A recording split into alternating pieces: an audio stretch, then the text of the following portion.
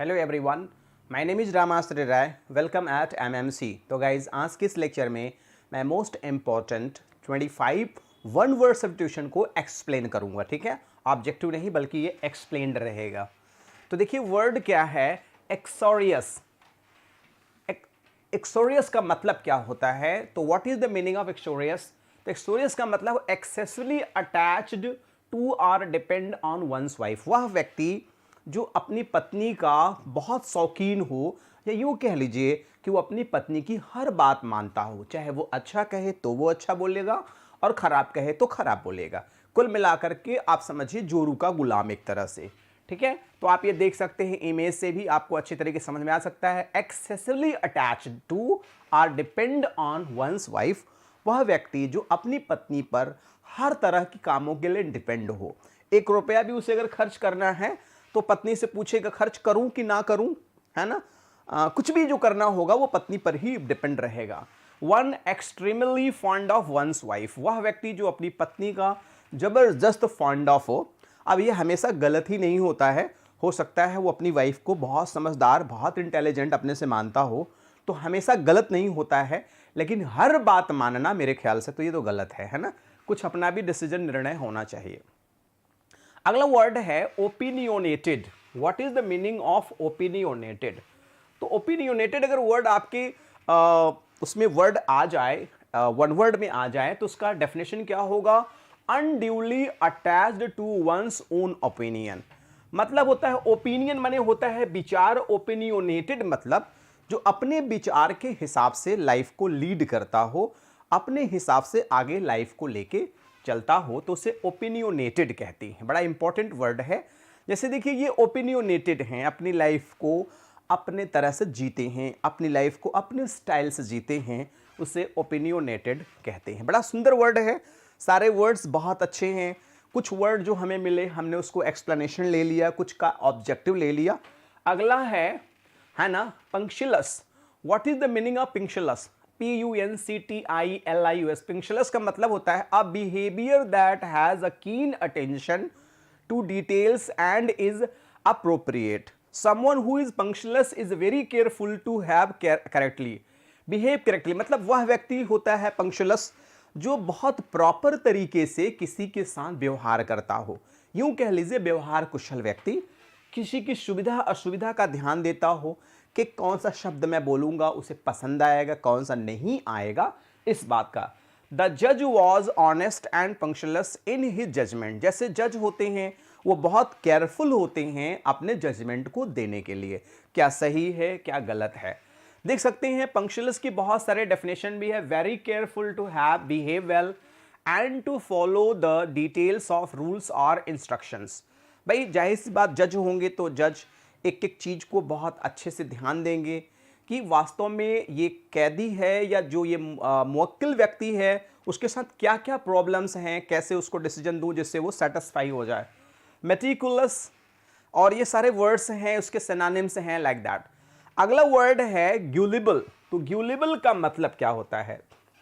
ग्यूलिबल का मतलब होता है बहुत ही सीधा साधा व्यक्ति, जो आसानी से जिसको धोखा दिया जा सके। जैसे जहर खुराना वाले होते हैं, अक्सर ट्रेनों में उसी को विक्टिम बनाते हैं जो बहुत सीधा साधा हो, बहुत ज़्यादा आराम से विश्वास कर लेता हो, लाइक दैट। तो believing and trusting people too easily and therefore easily tricked. वह व्यक्ति जो सभी पे विश्वास करता हो और आसानी से विक्टिम बन जाता हो, शिकार बन जाता हो किसी अन्य व्यक्ति का।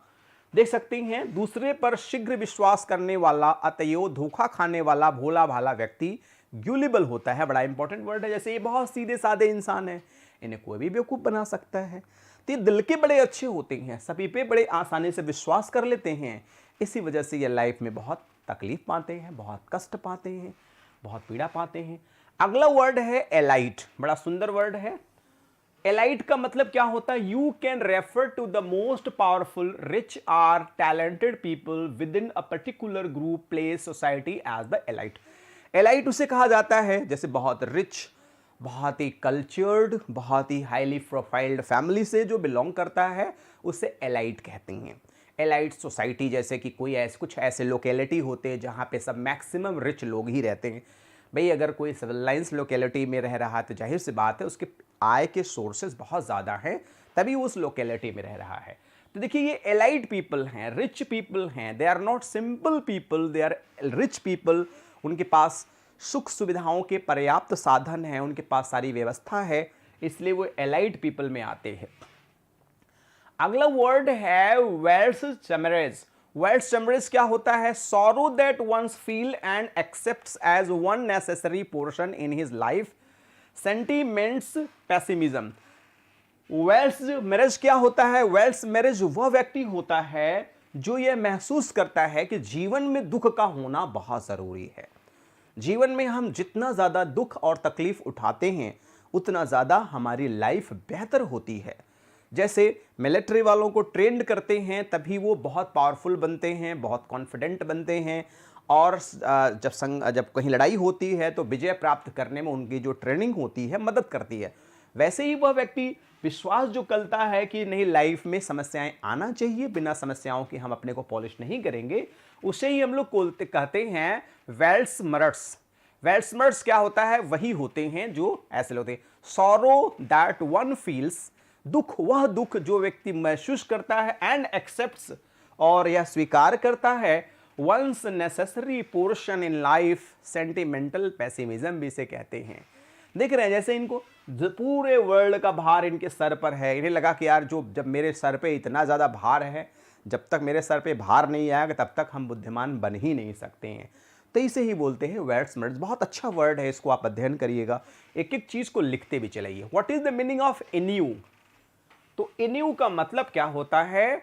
बोरेडम एंड फ्रस्ट्रेशन ऑफ लाइफ। मतलब बोरेडम माने फ्रस्ट्रेशन, जैसे कोई व्यक्ति के किसी व्यक्ति के लाइफ में तरह तरह की इतनी समस्याएं आ जाती हैं कि वो व्यक्ति एकदम फ्रस्ट्रेट हो जाता है, उसे समझ में नहीं आता है क्या करूं, इधर जाऊं कि उधर जाऊं, बड़ी मुश्किल में हूं कि किधर जाऊं। तो बोरेडम वो होता है। अब क्यूजोटिक क्या होता है? एग्जॉटिक क्या होता है? एग्जॉटिक वो होता है अनप्रिडिक्टेबल आर फुलिशली इम्प्रैक्टिकल। तो जोटिक क्या होता है? If you describe someone's ideas और plans exotic, you mean that they are imaginative and hopeful but unrealistic। ऐसे व्यक्ति क्या कहा जाता है? इमेजिनेटिव हैं। क्या देखिए, इमेजिनेटिव हैं, होपफुल हैं, अनरियलिस्टिक हैं, लेकिन जो पैमाना है उस पर खरा न उतरना। इमेजिनेटिव हैं, जैसे कुछ लोग कल्पनाएं तो करते हैं लेकिन सकारात्मक कल्पनाएं नहीं, वो नकारात्मक कल्पनाएं करते हैं, उनकी कल्पनाओं से कोई फायदा नहीं होता है। देख रहे हैं आप, तो दिस इज देयर। तो ये एक इमेज है, जैसे कि सोच तो रहा है बंदा, देखिए इनको देखिए ऐसा लगता है सोच तो रही हैं, समझ तो रही हैं, लेकिन क्या है? एग्जॉटिक हैं, एक्स्ट्रावेगेंटली शिवैलरस आर रोमांटिक। तो इसे इस सेंस में भी ले जाता है। Saturnine, what is the meaning of saturnine? Saturnine का मतलब क्या होता है? Someone who is saturnine is serious and grave. Saturnine उसे कहते हैं जो सीरियस हो और गंभीर हो, उसे हम सैचुराइन कहते हैं।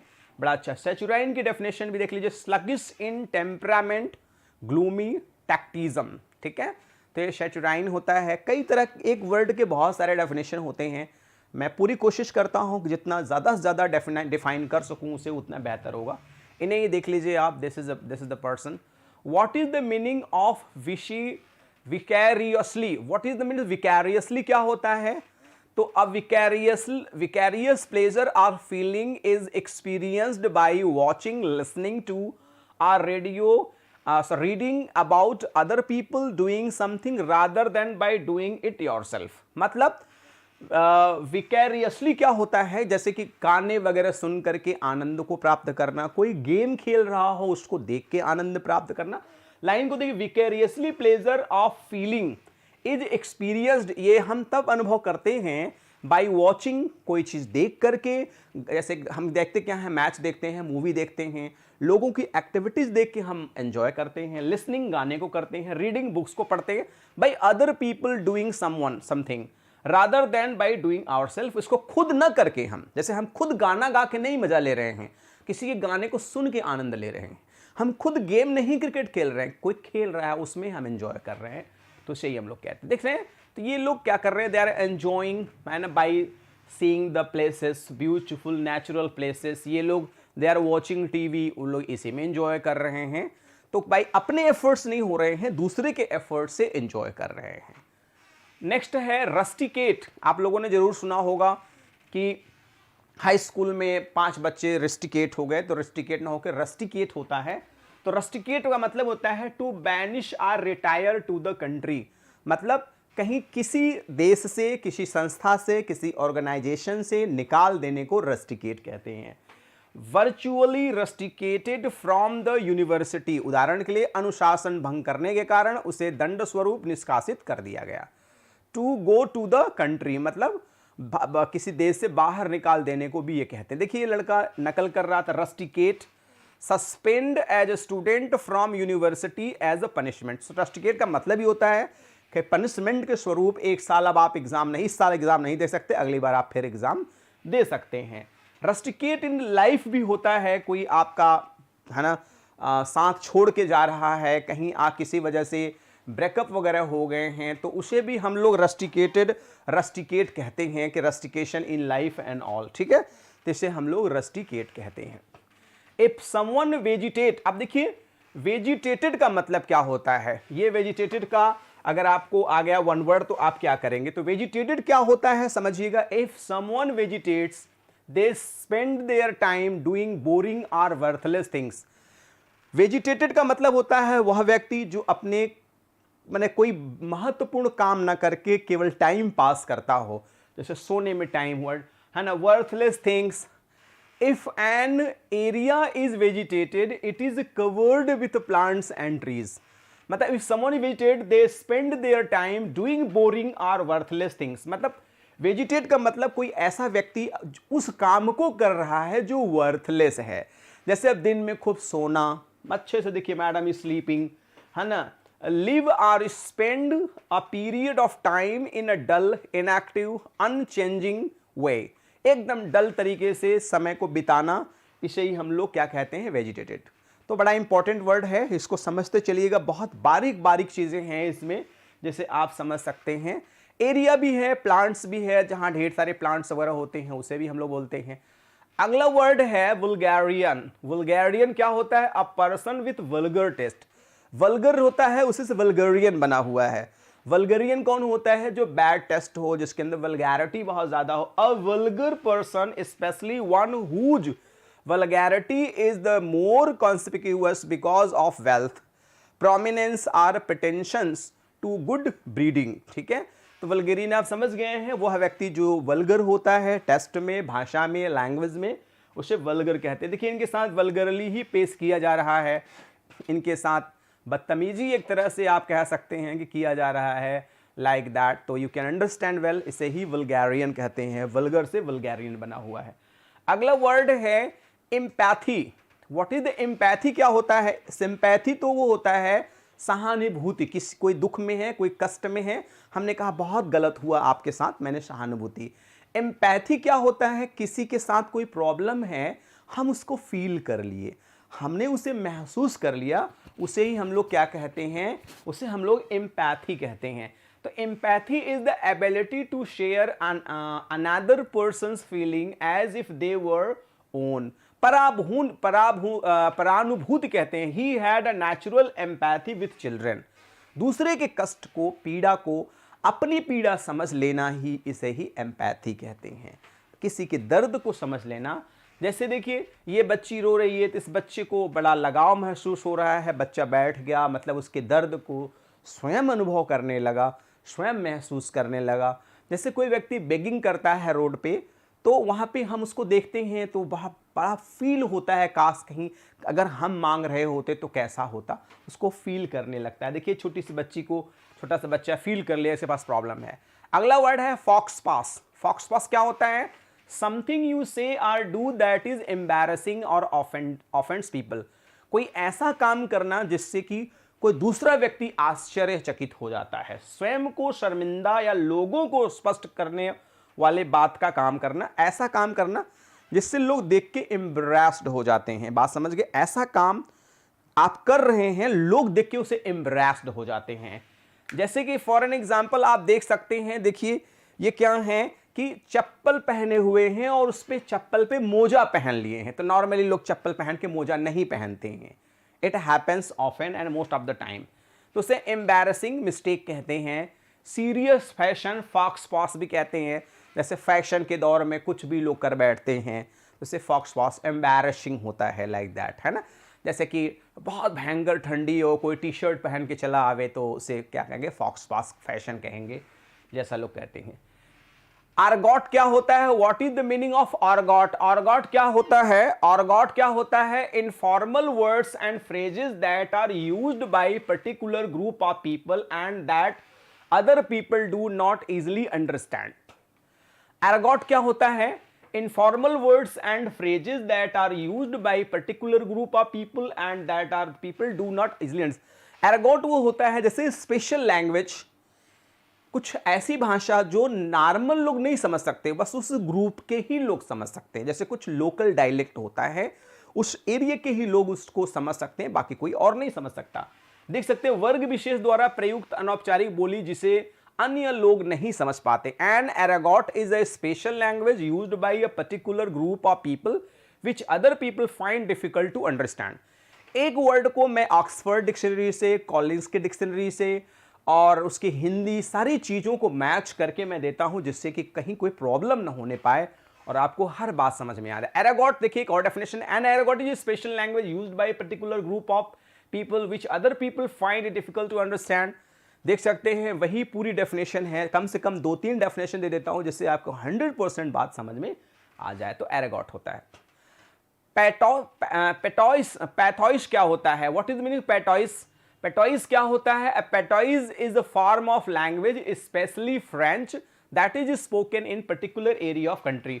पैथॉइस जो होता है वो फ्रेंच की लोकल लैंग्वेज होती है, जैसे अपने यहाँ हिंदी भोजपुरी लोग बोलते हैं, वैसे वहां की पैथॉइस लैंग्वेज होती है। तो जो फ्रेंच लोग बोलते हैं यही भाषा है। अगला वर्ड है एंथ्रोमॉर्फिज्म। तो एंथ्रोपोमॉर्फिज्म है। तो एंथ्रोपोमॉर्फिज्म क्या होता है? बड़ा इंपॉर्टेंट वर्ड, अवतारवाद होता है एंथ्रोपोमॉर्फिज्म।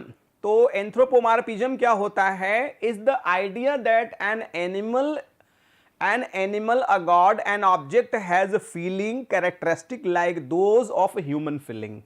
कहने का मतलब अवतारवाद, जैसे हम लोग कहते हैं ना कि ये जो जानवर भी हैं ये भी ईश्वर के अवतार है। कुत्ता, जैसे भगवान कृष्ण ने कहा कि मैं कुत्ते में भी हूं, मैं वृक्ष में भी हूं, मैं हर जगह पे हूं। लोग ये मान लेते हैं ये ईश्वर का अवतार है, ईश्वर का वरदान है। जो ईश्वर का वरदान मतलब ईश्वर का अवतार है। जैसे देखिए एंथ्रोपोमॉर्फिज्म क्या होता है? What is it and can it benefit conservation.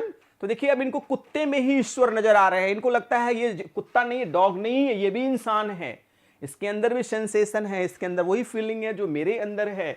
देखिए इनको भी डॉग से बहुत प्रेम है, तो वो फीलिंग है उनके अंदर, वो भाव है, वो स्वभाव है इनके अंदर। नेक्स्ट है एक्स ग्रेटिया। एक्स ग्रेटिया क्या होता है? Given or done as a gift और favour not because there is a legal duty to do it.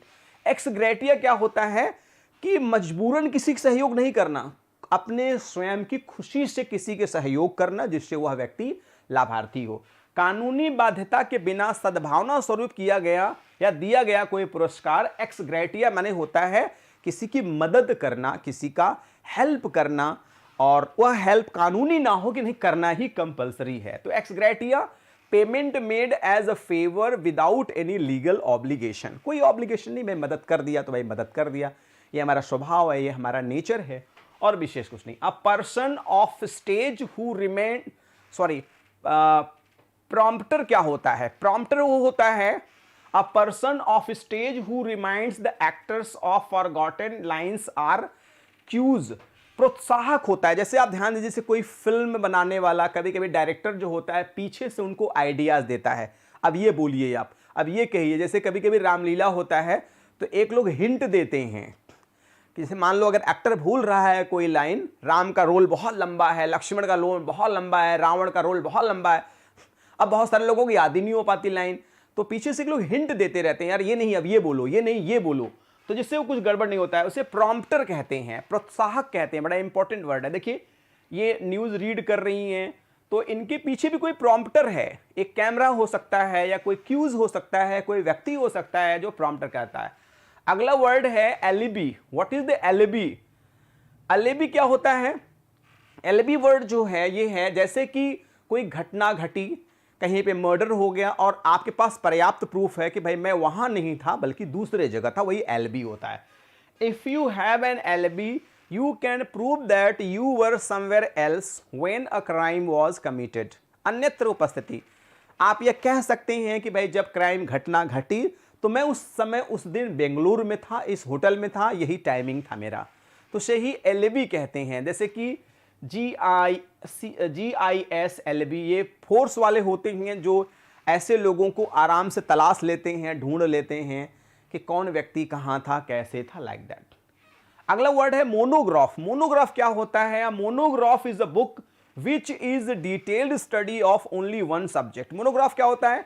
एक सब्जेक्ट के विषय में पूरा डेप्थ में जो अध्ययन होता है उसे ही मोनोग्राफ कहते हैं। मोनोग्राफ ऐसे ही डिटेल तैयार किया जाता है, the name given on the topic, फिर अदर्स नेम और बाकी सारे, ऐसे ही मोनोग्राफ तैयार किया जाता है किसी विषय के बारे में डिटेल स्टडी के लिए। ये मोनोग्राफ का पूरा सिचुएशन है। अगला वर्ड है मोनोपोली। एकाधिकार होता है। जैसे मुकेश अंबानी हैं तो उनका पूरा का पूरा मुकेश अंबानी का अधिकार है पूरी कंपनी पर, वो जो चाहें जैसा चाहें वो करेंगे। तो इफ अ कंपनी, पर्सन और state has monopoly on something such as an industry, they have complete control over it so that it is impossible for others to become involved in it. मतलब पूरा का पूरा अधिकार। जैसे मुकेश अंबानी अपने company के पूरे मोनोपोली है, पूरा का पूरा अधिकार उन पर है और किसी पर नहीं है। तो सही हम लोग क्या बोलते हैं? मोनोपोली बोलते हैं। एवेंट ग्रेड क्या होता है? एवेंट ग्रेड क्या होता है? A new and unusual experimental ideas in the arts or the people introducing them worth by eighties of the Russian avant. Avant-garde माने होता है कुछ नया नया करना या नूतनता का प्रेमी भी होता है। एवेंट ग्रेड का मतलब होता है नया करना। एवेंट ग्रेड जैसे कुछ नया, कुछ अलग करना। देखिए ये अलग ही है, अलग स्टाइल का पर्स है इनका। देखिए कपड़ा भी एकदम अलग स्टाइल का कपड़ा है, एकदम डिफरेंट। ये भी इवेंट ग्रेड है। देखिए ये अलग अलग कपड़े, अलग अलग स्टाइल, देख के घबराहट होती है। तो आप देख सकते हैं। तो गाइज आज के इस लेक्चर में मैंने मोस्ट 25 इंपॉर्टेंट वर्ड को डिस्कस किया। Right, I am very sure कि इफ यू रियली इंजॉयड, अगर वास्तव में कुछ अच्छा लगता है हमारा प्रयास, हमारी टीम का प्रयास, तो प्लीज लाइक द वीडियो, और नहीं अच्छा लगता है तो you can dislike the video. One more request guys, so if you are new, please subscribe the channel and press the bell icon so you'll be notified with our latest videos. One more request, please send this link to your friends, near, dear, and sweetheart one. And thank you for watching this video. Good day all and take care all. Thank you very much.